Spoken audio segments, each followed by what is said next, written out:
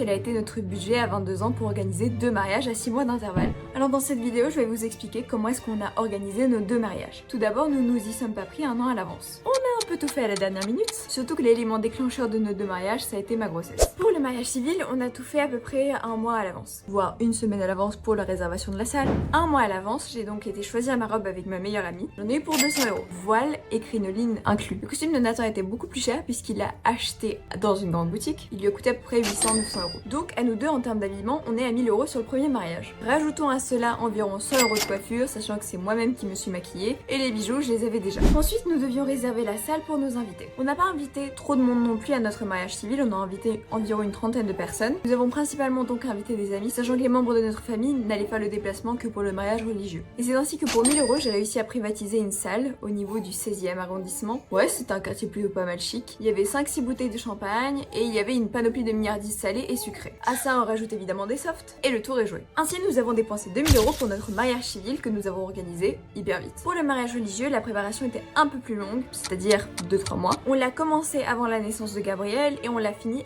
après sa naissance. Pour ce qui est de ma robe, j'ai acheté une robe en soie vintage. Oui, donc c'était encore une fois du seconde main. Parce que je suis contre l'idée de dépenser 3000 € dans une robe qu'on ne porte qu'une seule fois dans sa vie, comme bien même c'est le plus beau jour de sa vie, et que je trouve que les styles modernes laissent parfois à désirer. 300 € avec le voile inclus. On peut rajouter quelques accessoires que j'ai achetés en plus, comme les chaussures de mariée, les collants, et une petite veste puisqu'on s'est marié en décembre. En tout et pour tout, on peut dire que j'en ai eu pour 450 €. Quant à Nathan, il s'est fait tailler un costume sur mesure et il en a à peu près eu pour 1000 €.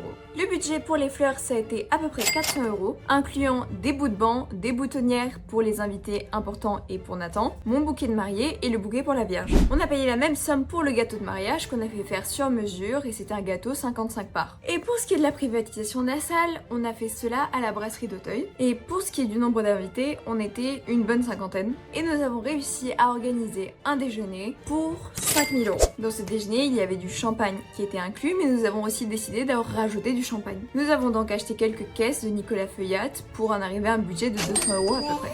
C'était un déjeuner tout à fait convenable, incluant la privatisation de la salle, une entrée, le plat principal, des softs, du vin, des bouteilles de champagne et le café en dessert avec le gâteau. Pour Paris, c'est vraiment un prix pas mal parce qu'on tournait à peu près 100 € par personne. Ce prix incluant aussi le prix de la prestation, c'est-à-dire les nappes, les couverts, etc.